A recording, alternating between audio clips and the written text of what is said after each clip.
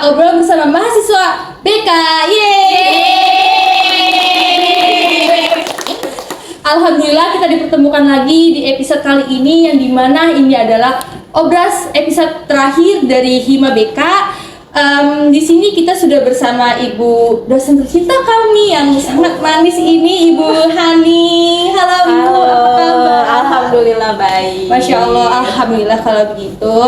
Sebelum kita memulai memasuki perbincangan terkait topik yang akan kita bahas nanti, izinkan saya untuk membacakan CV secara singkat dari Ibu. Boleh.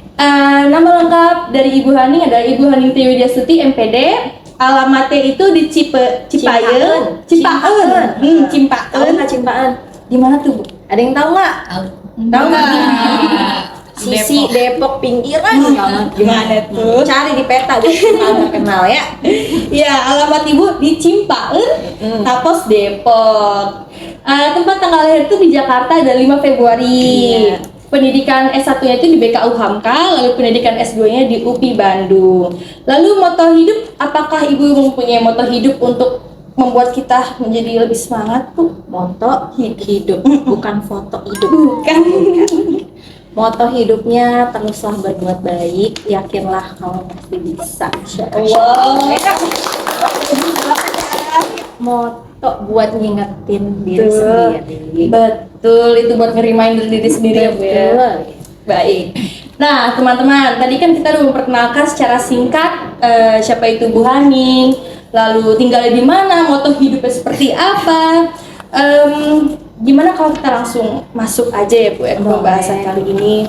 Pembahasan di obras kali ini kita akan membahas impostor syndrome, Ibu.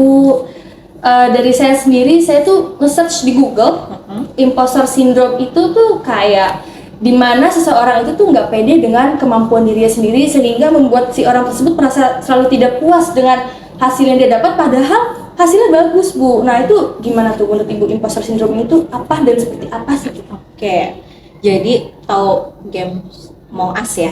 Nah, mungkin kata impostor ini dipakai dari karena game itu pada beberapa waktu belakangan kan agak booming ya. Nah, kalau dari bahasa kan sindrom penipu. Sebenarnya kalau misalnya tadi Riris bilang dia merasa tidak puas dengan pencapaiannya, sebenarnya bukan merasa nggak puas dengan pencapaiannya, tapi kalau yang saya pahami dari impostor syndrome ini, bukan mereka tidak puas dengan pencapaian, tapi mereka nggak percaya kalau masa sih gue bisa, masa sih gue mampu. Jadi kalau sindrom ini tuh bisa dibilang apa ya? Kalau pernah dengar atau yang paling familiar itu ada istilah insecure. Nah, impostor syndrome menurut saya itu mirip-mirip nih sama insecure, karena kalau insecure itu tidak percaya diri dengan kemampuannya. Nah, kalau impostor syndrome ini mereka menganggap bahwa diri mereka ini tidak mampu untuk melakukan sesuatu, padahal sebenarnya itu bisa. Jadi kalau misalnya ngelakuin sesuatu ternyata berhasil, mereka pasti akan nganggap kalau itu sih cuma beruntung doang, itu sih juga karena dibantu temen, mungkin hal-hal kayak gitu-gitu aja.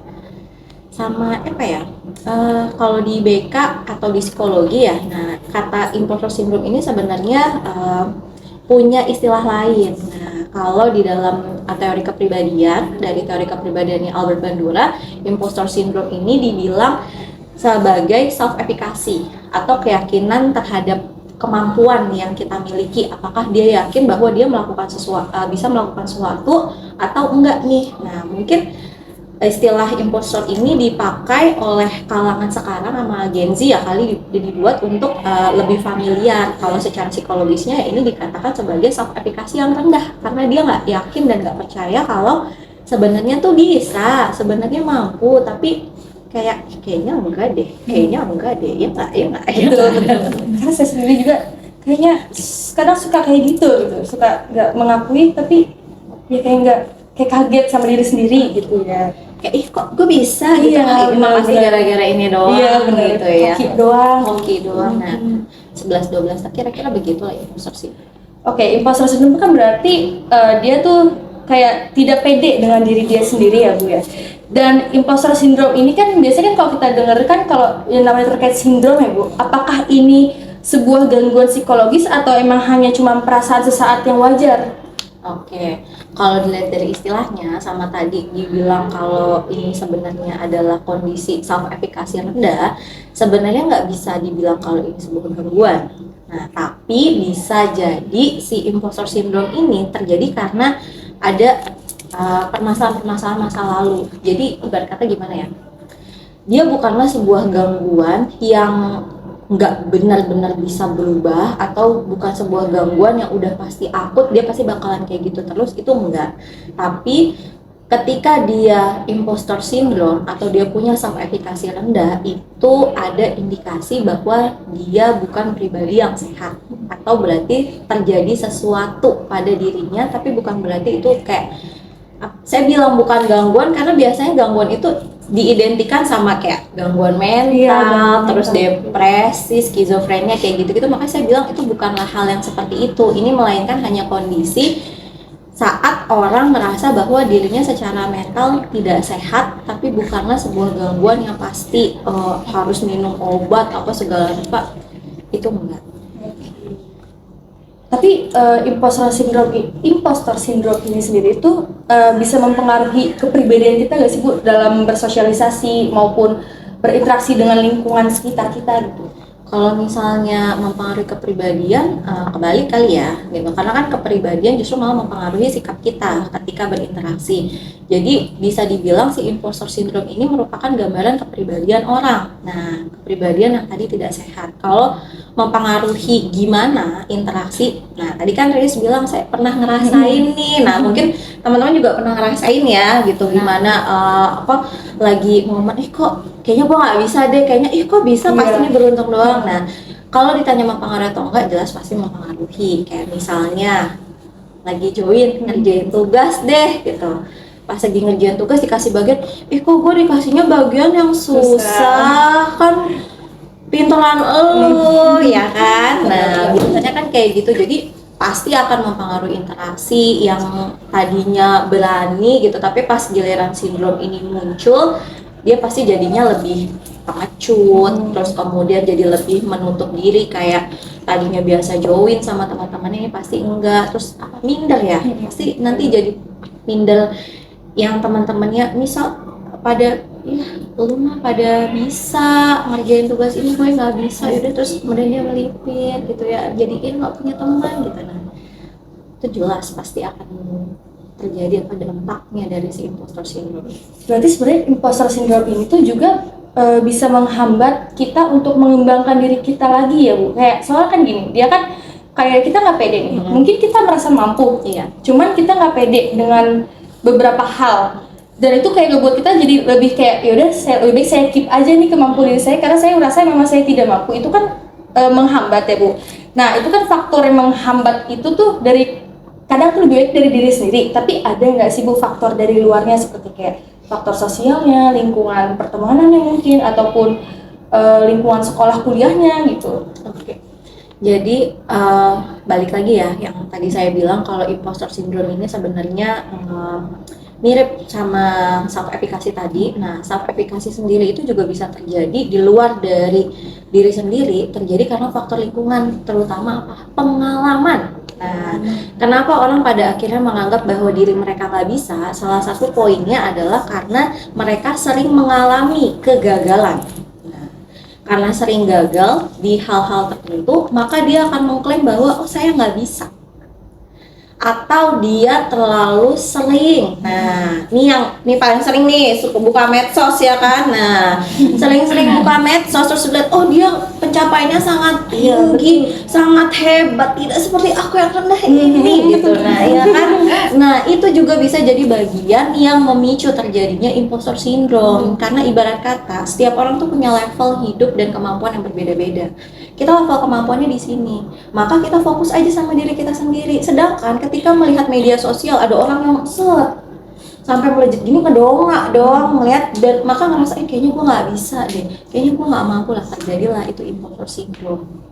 Media sosial ini kan pasti kan, kalau sekarang kan kita benar-benar pakai banget media sosial, betul-betul berpengaruh sekali ke hidup kita. Dan itu salah satu faktor penyebabnya juga, bisa kayak tadi kita lihat pencapaian orang, kita langsung minder kayak saya nggak bisa deh, kayak gitu.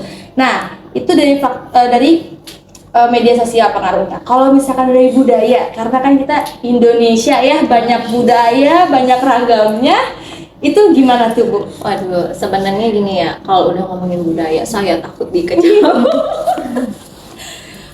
Saya takut dikecam dengan berbagai macam latar belakang. Tapi kalau misalnya dibilang apakah dari budaya ini bisa mempengaruhi orang untuk mengalami imposter syndrome atau tidak? Oh jelas gitu ya. Di Indonesia ini mungkin bisa dibilang mayoritas ya. Mayoritas masih membanding-bandingkan orang. Betul ya kan? Setuju. Dari berbagai macam suku ya, suka dibanding-bandingin. Iya, angkat saya suka dibanding-bandingin. Banyak ternyata. Suka dibanding-bandingin, angkat mungkin kita angkat tangan juga ya. Ya, jadi salah satu budaya di Indonesia yang sebenarnya sangat disayangkan, tapi masih terjadi, yaitu tadi dibanding-bandingkan. Nah, dengan dibanding-bandingkan dengan pencapaian orang, anak tetangga gitu kan, itu dia udah bisa ini, kuliahnya 2 tahun S1 selesai. Misalnya kayak gitu dibanding-bandingin, nah itu yang juga jadi salah satu pemicu untuk orang mengalami impostor syndrome dan mengklaim bahwa kayaknya gue nggak bisa deh, kayaknya memang gue nggak mampu deh, itu anak tetangga IPK-nya tiap semester 4, kalau gue cuman 3,87, aduh kayaknya nggak bisa deh, padahal kan sama-sama bagus. Nah, tapi hal-hal kecil seperti itu dengan pembanding-bandingan terutama itu juga sangat berpengaruh buat terjadi kondisi imposter syndrome itu tadi. Karena satu lagi saya baru ingat dah tuh. Selain dibanding-bandingkan budaya, kalau dari sisi negatif ya, budaya kita yang masih ada itu adalah sering banget ngeliat dari sisi negatif. Jadi kalau misalnya ada orang punya 1000 kebaikan, tapi satu kesalahan, pasti yang dilihat dan dibesar-besarkan adalah kesalahannya. Nah, sedangkan kalau budaya yang positif itu kan ada 1000 kebaikan, satu kejelekan, nah maka yang dilihat kan 1000 kebaikannya. Tapi kan budaya kita, masyarakat, ya nggak usah ngomongin tempat lah, tapi sekitaran kita aja. Ya sama pasangan deh, ya biasa dibeliin A B C D diturutin, tapi giliran janjian telat aja pasti diungkit-ungkit telatnya dong. Nah, itu juga sama kemampuan manusia. Dia orangnya baik, orangnya ramah, sopan santun, cuman karena nilai jelek 1 gitu kan, pasti langsung dicap bodoh, nggak bisa. Nah, itu juga mempengaruhi orang untuk pada akhirnya mengklaim bahwa saya nggak bisa. Nah, imposter syndrome terjadilah bisa. Nah, dari tadi pemaknaan imposter syndrome dan faktor-faktor yang mempengaruhinya, tapi di sini kita kan pasti imposter syndrome itu muncul tuh nggak setiap saat ya, nggak setiap waktu gitu ya Bu. Tapi kenapa kalau yang saya baca dari Google lagi, imposter syndrome itu muncul ketika bersamaan bareng dengan rasa depresi dan kecemasan. Nah, itu kenapa bisa kayak gitu? Kenapa dengan kecemasan ataupun rasa depresinya seseorang tersebut? Oke. Kita bahas depresi sama cemasnya dulu. Yeah. Nah, depresi sama cemas ini kan adalah kondisi ketika orang merasa bahwa dia tidak mampu untuk bisa menyelesaikan permasalahannya, untuk bisa mengenal dirinya, atau singkat cerita depresi ini adalah kondisi gangguan kejiwaan yang membuat orang berada di titik terendah hidupnya, yang dia sendiri pun juga kesulitan untuk mengenali dirinya sendiri. Nah, ketika orang sulit untuk mengenali dirinya gitu, otomatis dia juga nggak bisa nilai kayak orang sakit nih, orang pilek. Nah, lagi pilek itu kan penciumannya lagi nggak benar, nggak tahu tuh itu wangi, awal bau, ya kan? Nah, begitu juga dengan kondisi depresi sama stres tadi. Ketika mereka depresi sama stres, maka kemampuan orang untuk menimbang dan memilah mana yang baik dan mana yang benar itu pasti akan menurun. Karena kondisi secara mental, kondisi kesehatan itu juga menurun. Nah, sehingga ketika dia ditanya atau misalnya ketika dia berhadapan dengan sesuatu, itu akan gampang tuh. Gue bisa nggak ya? Gue nggak mampu nggak ya? Dan ujungnya pasti yang terjadi karena tadi dia udah nggak sehat ya, masih dia akan berpikir untuk mengarah ke yang negatif tadi, kayak nggak bisa, kayaknya udah nggak bisa, orang gue aja kayak sekarang kayak gini. Nah, maka itu akan semakin lekat sama imposter syndrome yang akan semakin menyalahkan diri sendiri, akan semakin menganggap kalau misalnya saya tuh nggak mampu ya karena memang tadi dalam kondisi yang kurang sehat. Oke. Berarti ini orang-orang yang memang pernah mengalami atau sedang mengalami imposter syndrome sendiri itu sebenarnya kan orang-orang yang tadi cemas kan, dia cemas, dia takut akan ketidakberhasilan dia, hasil dia takut kurang maksimal padahal mungkin itu menurut kita udah paling bagus gitu ya Bu ya. Berarti kan itu cenderung orang yang perfeksionis ya mungkin ya, yang contoh seperti tadi IPK udah 3,8 aja itu dia masih panik ataupun takut padahal kan itu udah bagus banget. Apakah orang perfeksionis yang seperti contoh yang sudah dibicarakan tadi itu akan lebih mudah terkena imposter syndrome atau bagaimana? Oke. Sebenarnya perfeksionis sendiri itu kan berbeda ya dengan kondisi orang yang ada pada imposter syndrome. Meskipun perfeksionis sendiri juga jadi salah satu ciri orang imposter syndrome. Nah, kalau orang perfeksionis itu akan selalu berusaha untuk melakukan yang terbaik. Nah, tapi bukan berarti orang yang orang yang perfeksionis ini udah pasti dia terkena imposter syndrome. Karena si imposter syndrome tadi kan perasaan tidak mampu atau perasaan nggak bisa untuk melakukan sesuatu. Sedangkan kan kalau perfeksionis pokoknya dia mau segala sesuatu itu bagus. Nah, yang bisa bikin orang jadi imposter syndrome dari perfeksionis adalah ketika dia memasang target yang tinggi, tapi dari pemasangan target tersebut sering terjadi kegagalan. Contoh misalnya, dia pengen ulang tahun yang datang harus 1.000 orang. Ternyata teman-temannya yang datang cuma 5, berarti ada kegagalan. Kemudian lagi, dia nargetin nilai mata kuliahnya itu dapat 90. Tapi ternyata dapatnya 70, maka artinya keperfekan dia itu terbantah atau gagal. Nah, kegagalan-kegagalan yang berulang inilah yang sebenarnya akan membuat orang menjadi impostor syndrome. Jadi bukan dari si perfeksionisnya. Nah, selama si perfeksionis tadi atau tuntutan yang tinggi tersebut tercapai, nah itu tidak akan membuat orang menjadi impostor syndrome. Tapi kalau dia tadi matok tinggi tapi ternyata sering gagal, nah maka ya udah itulah yang akan membawa dia menjadi imposter syndrome gitu. Oke, berarti kalau misalkan si orang ini sebenarnya mungkin awalnya nggak menunjukkan gejala-gejala bahwa dia mengalami imposter syndrome, Bu.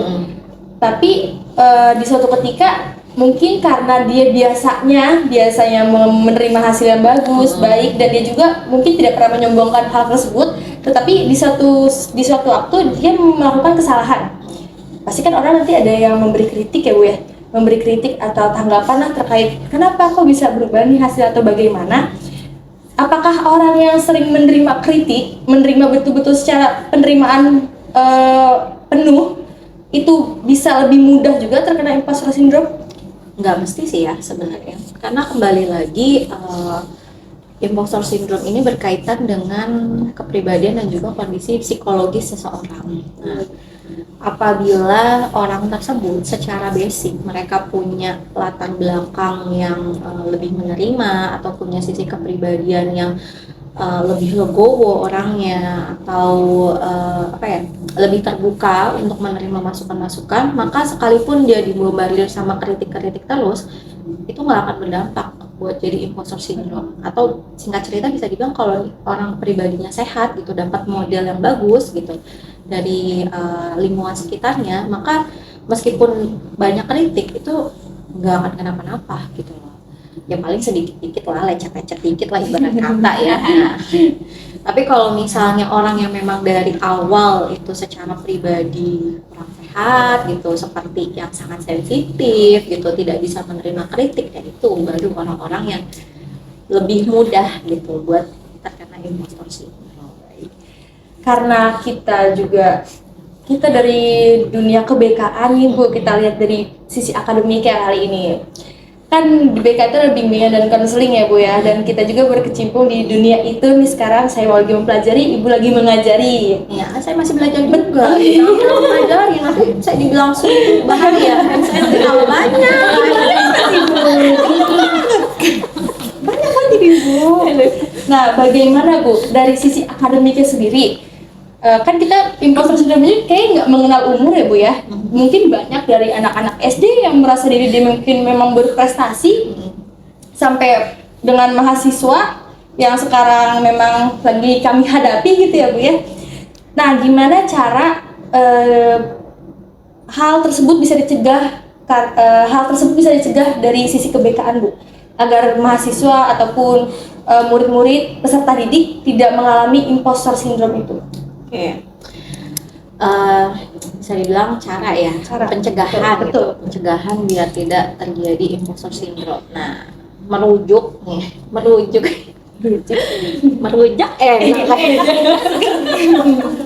ya, kalau misalnya dilihat dari basic teorinya, balik lagi tuh tadi ke teori dari Albert Bandura ini kan terkait dengan modeling. Nah, atau contoh di lingkungan peran orang tua, peran orang-orang sekitar. Nah, jadi kalau gimana caranya biar tidak terjadi imposter syndrome, maka poin utama yang perlu ditekankan adalah bagaimana lingkungan bisa membangun kehidupan, membangun budaya positif yang lebih menghargai atas pencapaian orang tersebut. Memberikan contoh bahwa ketika dia terjadi sebuah kegagalan, bukan dijudge jadi maaf ya, lu bego gitu ya, tidak seperti itu gitu, melainkan ketika terjadi kegagalan, oh berarti artinya kamu harus belajar. Nah, pembiasaan hal yang demikian, terus kemudian model yang ditanamkan sama orang tua gitu ya, yang diberikan contoh sama orang tua, terus kemudian dari gurunya juga gitu, mungkin dari dosennya juga, para pendidiknya juga, yang ketika ada sebuah kegagalan itu tidak langsung dijudge sebagai sebuah kegagalan yang fatal gitu ya. Nah, itu jadi salah satu peluang untuk mencegah terjadinya imposter syndrome. Di luar dari kita memang nggak punya kuasa dalam setiap kondisi manusia. Kan balik lagi ya, setiap orang itu unik dan mereka punya basic sifat yang berbeda-beda, punya basic karakter watak itu yang berbeda-beda, yang nggak pernah bisa kita atur maunya kayak gini tuh nggak bisa. Nah, jadi memang untuk beberapa poin gitu, untuk beberapa kondisi dengan komposisi sifat-sifat tertentu itu akan lebih rentan gitu ya dengan terjadinya imposter syndrome gitu. Dan di beberapa yang lain itu kayak misalnya orang yang santai gitu ya, orang yang luwes gitu ya, itu akan lebih jauh lah dari imposter syndrome gitu. Tapi kan balik lagi nih, setiap orang itu berinteraksi dengan orang tua, terutama yang pertama pasti ya, kemudian dari lingkungan keluarganya, kemudian dari guru-gurunya. Nah, maka ketika tadi gurunya, orang tuanya itu bisa lebih menenangkan gitu dalam setiap kegagalan, terus kemudian menghargai setiap hal-hal yang kecil, kayak misalnya dia bisanya, oh nggak apa-apa, segini dulu ini juga udah bagus kok, ini juga udah keren, kayak misalnya dapat nilai 90, ih mantap banget, Masya Allah, terima kasih ya, kamu sudah mau belajar dengan sangat hebat. Nah, itu akan membangun orang untuk percaya bahwa oh ternyata saya tuh mampu ya, ternyata saya bisa ya, nggak kayak misalnya nih Rilis dapat nilai C gitu ya, terus bilang ya elah kaget nilai C gitu kan, nggak, itu pasti langsung ya berarti gue nggak bisa dong, langsung pupus harapan kan. Tapi kalau misalnya baru satu gitu pasti bisa, nanti tutupin aja sama nilai-nilai yang lain. Rilis dapat nilai A banyak banget nih, pasti ya C-nya nggak ketutup lah sama nilai-nilai A yang lain. Nggak usah sedih, nggak usah khawatir. Nah, interaksi seperti itu yang mungkin harus dibangun. Dan kalau menurut saya impostor syndrome itu nggak akan pernah terjadi apabila orang-orang di sekitarnya itu punya tuntutan yang tinggi. Nah, jadi salah satu pencegahannya adalah ya si pendidiknya tadi, gurunya tadi, orang tuanya tadi, dosennya tadi, ya maka itu jangan memberikan jangan punya ekspektasi yang terlalu tinggi juga sama anaknya gitu. Karena pasti nih, coba nih teman-teman di sini dipatok ya nilai KKM-nya bukan 68 lagi buat dapat nilai B, 75 coba. Nah, dibikin 75 pasti langsung aduh nggak bakalan bisa gitu. Tapi kalau misalnya dibilang teman-teman yuk kita belajar yuk gitu buat dapat nilai 75 itu mudah, pasti bisa. Beda situasi. Nah, beda situasi kan. Nah, jadi ya sebenarnya kuncinya memang dari lingkungan, dari rumah. Nah, Ingat nggak triadik resiprokal? Nah, yo. Ada yang tahu? Ada yang ingat? Ya, salah satu poinnya untuk pembentukan kepribadian kan dari teorinya Albert Bandura ada triadik resiprokal, di mana ada 3 faktor yang saling mempengaruhi ke pembentukan kepribadian orang, dari faktor behaviornya, kemudian dari faktor lingkungannya, dan dari faktor pemikirannya juga. Nah, jadi dari komposisi semua yang saling mempengaruhi gitu ya, dari behavior, environmental, sama dari pemahamannya tadi, kognitifnya tadi. Nah, itulah yang akan membentuk. Nah, kalau tadi secara internalnya itu dari latar belakang tadi sifat-sifat, pemikiran, pemahaman, nah itu juga bisa dirubah dari behaviornya, kemudian juga dari lingkungannya. Nah, itu udah saling jadi apa ya, jadi sebuah lingkaran yang terus berputar, yang nggak bisa pernah berhenti, nggak pernah bisa stop untuk mencegah terjadinya si imposter syndrome ini. Karena nggak bisa nih, misalnya Riris SD gurunya itu menyenangkan, ya kan, gurunya menyenangkan, orang tuanya menyenangkan gitu, maka imposter syndrome jauh dari hidupnya dia. Tapi begitu misalnya pindah ke SMP, salah satu faktornya ini apa ya, bisa dibilang cacat nih. Nah, gurunya yang selalu jadi diktator, jadi kayak Kim Jong Un gitu ya, kalau nggak dapet nilai bagus langsung ajar gitu. Ya pasti potensi buat jadi si imposter syndrome-nya pasti akan semakin besar. Jadi karena tadi balik lagi, imposter syndrome itu bukan sesuatu yang melekat, tapi sesuatu sindrom yang terjadi bisa sewaktu-waktu, bisa nanti sekarang ada, nanti nggak ada, besoknya lagi nanti ada lagi, nanti nggak ada lagi. Ya itu tadi tergantung dari faktor-faktor lingkungannya tadi, terus kemudian dari orang-orang di sekitarnya. Berarti support system ya Bu ya? Nah, iya, support system. Kalau anak-anak Gen Z kan Ya, support system. Iya, Support system. Support system. Berarti afirmasi positif juga berarti masuk ke situ, karena kan tadi kayak lingkungannya dengan standar yang tinggi kan, suka expect-nya juga pasti tinggi kan. Betul. Ketika si individu tersebut tidak mencapai ekspektasi ataupun target yang cukup tinggi, itu membuat orang-orang sekitar tuh kan mungkin ada yang paham ya dengan situasi, kayak ya udah nggak apa-apa. Tapi kan ada juga yang kayak kok bisa sih, selalu mempertanyakan kenapa nggak bisa. Berarti memang dukungan lingkungan, apalagi terutama dari orang tua, dari keluarga, itu sangat penting banget ya Bu ya. Dan ditambah lagi mungkin balik lagi ke individunya, mindset itu kan kadang suka susah ya Bu ya. Nah itu gimana tuh Bu, cara kita nih sebagai orang di sekitar si individu yang mengalami imposter syndrome, bagaimana cara kita meyakinkan bahwa apa yang kamu pikirkan dan rasakan itu nggak benar. Jadi kan itu tergantung mindset lagi. Nah itu gimana cara kita meyakininya? Oke, terkait dengan mindset atau pemikiran, kayaknya gue nggak bisa deh, kayaknya gue nggak bisa.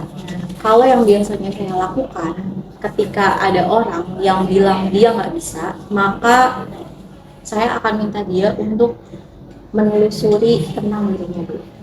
Mungkin kalau misalnya di kelas tuh suka bikin ada tabel tentang positif negatif diri, plus minus. Nah, mungkin Riz juga pernah bikin, minta mereka untuk mengisi tentang kelebihan dan kekurangannya buat diri sendiri, kasih ke orang, terus habis itu nanti kasih ke orang tuanya, biar dia lebih mengenali bahwa oh ternyata saya orangnya seperti ini. Kemudian kalau misalnya terkait dengan hasil sebuah pekerjaan gitu, untuk meyakinkan orang bahwa dia itu sebenarnya mampu, maka hadirkanlah fakta-fakta pencapaiannya. Hadirkan fakta-fakta pencapaiannya, misalnya oh selama ini IPK lu udah bagus loh, bandingin sama punya gua, coba no IPK gua cuma 3,5, IPK lu 3,8. Nah, IPK-nya dia no yang lu bilang pinter, no lu lihat nilainya. Nah, hal-hal yang kayak gitu-gitu, karena sebenarnya orang imposter syndrome itu hanya butuh validasi. Nah, hanya butuh validasi, hanya butuh pengakuan bahwa lu tuh sebenarnya mampu. Nah, hanya saja mereka pikirannya buntak nih, ketutup, matanya juga ketutup untuk melihat fakta-fakta yang selama ini dia dapatkan. Jadi kalau misalnya dia bilang nggak bisa tuh ditelusurin fakta-fakta terdahulunya. Atau bisa juga ditanya, nggak bisanya kenapa? Ubah aja sama pertanyaan, nggak bisanya kenapa? Ini kenapa? Terus solusinya apa?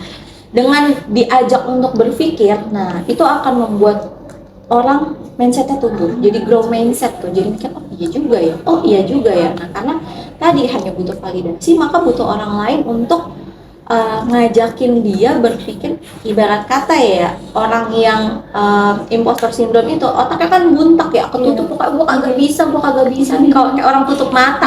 Nah kita bantu buka, nah bla, bisa kan, nah kayak gitu. Itu sih paling yang kalau mau dibantu orang-orang sekitar, jadi yakinkan bahwa dia itu bisa, tapi bukan hanya sekadar lisan saja, tapi keluarkanlah fakta-fakta tentang pencapaiannya. Bu, kalau ternyata fakta-faktanya nggak ada, gimana? Cari yang ada, pokoknya keluarin aja kondisi-kondisi kebaikannya, atau keluarkanlah afirmasi-afirmasi positif, terus kemudian bantu dia untuk menelusuri, oke lo nggak bisanya di mana, solusinya apa. Jadi yang jalan ruwet tadi itu bisa dilurusin dengan oh iya ya kayak gini bisa ya, kayak gini oke deh coba gitu. Nah, tadi kan kita udah ngebahas ya Bu, faktor-faktor dari lingkungannya, kenapa si impostor ini bisa muncul. Sekarang kita mungkin ngebahas cara kita mencegah atau melawan impostor syndrome itu ketika si individu itu telah mengalami hal tersebut. Dia udah oke nih, dia mungkin udah diberitahu sama orang lain kayak kok kamu gini, dan mungkin dia mencari tahu kayak saya tadi bilang kayak saya juga impostor syndrome nih Bu gitu kan, sempat mengalami hal tersebut kayaknya gitu kan. Nah, apa cara yang kita bisa lakukan ke diri kita sendiri ketika kita memang pernah atau sedang mengalami impostor syndrome itu? Biar bisa ngelakuin evaluasi diri, introspeksi diri, evaluasi, atau misalnya merenung gitu ya, banget terus mikir gitu. Nah sebenarnya dengan melakukan evaluasi diri, bullshit sih ya sebenarnya evaluasi diri.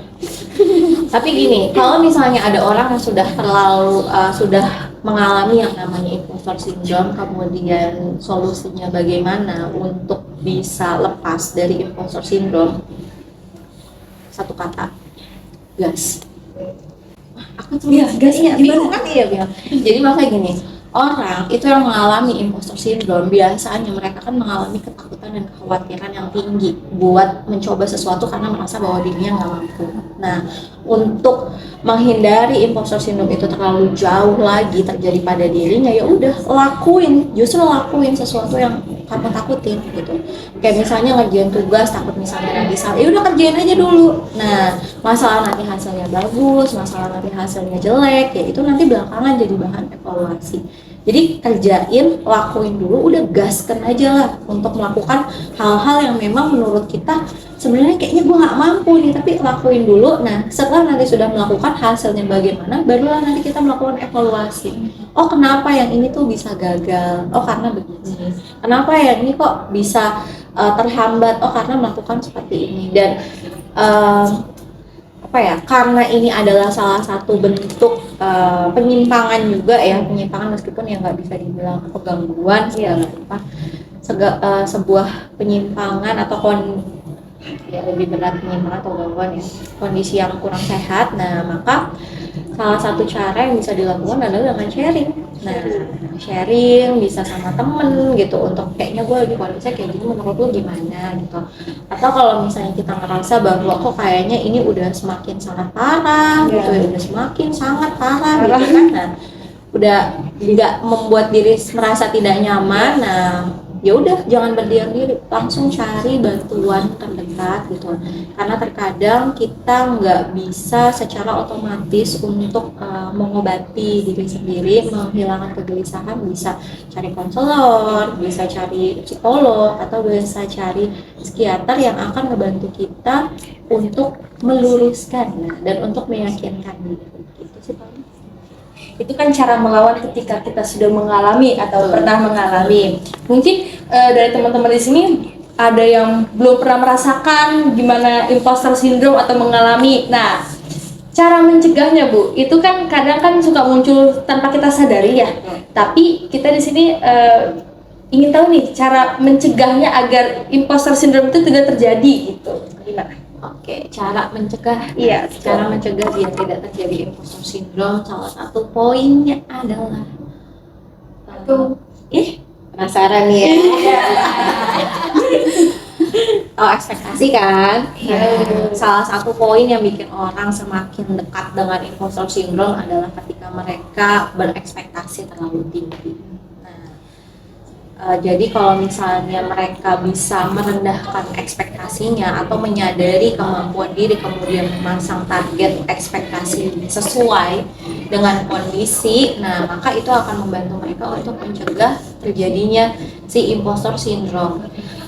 Merendahkan ekspektasi itu bukan berarti misal ya udah deh gue pasang target dapat nilai ujian 5 aja, ya nggak kayak gitu juga ya gitu ya. Tapi misalnya nih biasa dapat nilai ujiannya 7, terus udah beberapa kali ujian dapat nilainya 7, ya maka jangan tiba-tiba bikin ekspektasi nilainya 100 gitu, karena otomatis nanti pasti, bukan pasti sih, kemungkinan gagalnya lebih besar. Nah, ketika nanti dia gagal dan itu berulang, jadilah kan impostor syndrome tadi. Tapi kalau misalnya dia udah biasa dapat nilai 7, kemudian dia memasang ekspektasinya 7,5 atau 8, berarti kan peluangnya masih besar. Nah, maka itu akan lebih mudah mereka untuk mencapai keberhasilan. Nah, ketika pengalaman berhasilnya itu lebih banyak, nah dia pasti akan ngerasa, oh ternyata saya mampu ya. Nah, maka tidak terjadilah itu si impostor syndrome. Gitu.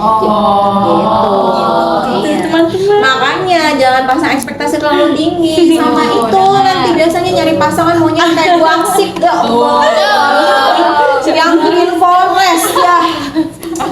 Nanti ketinggian itu mah drama. Jadi sama juga di media sosial, jangan terlalu percaya dengan apa yang kamu lihat, karena percayalah yang namanya media sosial itu terjadi di dunia maya. Nah, yang ada di dunia maya itu banyak yang palsu ya, iya banyak yang palsu. Jadi belum tentu pencapaian yang kamu lihat di orang lain itu lebih baik dari apa yang kamu capai, karena orang itu umumnya hanya akan memberikan kesenangan yang dia dapatkan tapi menutupi keburukan. Betul ya. Kayaknya ada yang pengalaman. Banyak banget ya. Sedangkan kalau misalnya kita terlalu melihat ke hal-hal positif itu, nah bisa jadi sebenarnya kita juga lebih baik gitu. Jadi tadi tuh ekspektasinya jangan ketinggian, jangan terlalu menjadikan orang lain sebagai standar kehidupan, jangan terlalu berusaha untuk melihat setiap sisi dari segi positif dan negatif. Nah, apa yang kamu lihat pada orang lain belum tentu sesuatu yang kondisi sebenar-benarnya. Bisa jadi itu hanya kepalsuan. Nah, ya udah, percaya sama diri. Balik lagi tuh ke moto. Percaya pada diri sendiri kalau kamu tuh mampu. Itu teman-teman untuk mencegah. Iya. Ternyata imposter syndrome ini luas banget ya sebenarnya Bu ya, dan memang sering kita alami juga tanpa kita sadari. Tadi kita sudah membahas apa itu sebenarnya imposter syndrome, penyebab ataupun faktor timbulnya imposter syndrome, lalu cara melawannya ketika seseorang itu sudah terkena imposter syndrome, lalu cara pencegahannya pula. Dan sebenarnya kesimpulannya ini balik lagi ke diri kita sendiri ya Bu ya sebenarnya ya. Jadi teman-teman, imposter syndrome itu sebenarnya balik lagi tadi yang Ibu bilang mindset gitu kan, mindset gimana cara kita bisa melawannya. Dengan cara melawan ketakutan itu kita gas aja tuh coba dulu. Betul. Jadi kayak gitu guys, imposter syndrome itu pembahasannya ini cukup apa ya, cukup nyinggung diri sendiri. Cukup nyentil gitu, kayak gitu. Baru nyentil, coba diperdalam lagi biar kegaplok gitu. Kayak gitu. Baik Ibu, karena ini sudah memasuki sesi akhir ya Ibu ya, dan ini last episode di Obrasi BK ini, boleh mungkin Ibu memberikan kata-kata motivasi ataupun kasih semangat untuk orang-orang yang pernah mengalami impostor ataupun sedang berjuang melawan impostor syndrome itu. Boleh, silakan Ibu. Kasih motivasi, untungnya bukan kasih THR. Jadi buat teman-teman di sana, baik itu anak BK maupun bukan anak BK, Gen Z, Gen Alpha, gen mana aja gitu ya, asal bukan Gen Halilintar gitu, karena nggak satu gitu. Jadi buat teman-teman di sana, apabila teman-teman merasa bahwa teman-teman mengalami yang namanya imposter syndrome, nah teman-teman nggak perlu takut. Percayalah bahwa kamu tuh bisa, kamu tuh mampu, dan berhenti untuk memasang target seperti apa yang orang lain tuh capai. Berhenti untuk menyamakan diri dengan orang lain. Jalani diri sendiri, syukuri apa yang kamu punya, syukuri apa yang kamu dapat. Berhenti untuk memasang standar yang terlalu berlebihan, karena dengan hidup yang terlalu mendongak itu nggak akan pernah usai, nggak akan pernah selesai, pasti bakalan capek terus. Jadi percaya kalau kamu pasti bisa, syukuri apa yang ada gitu.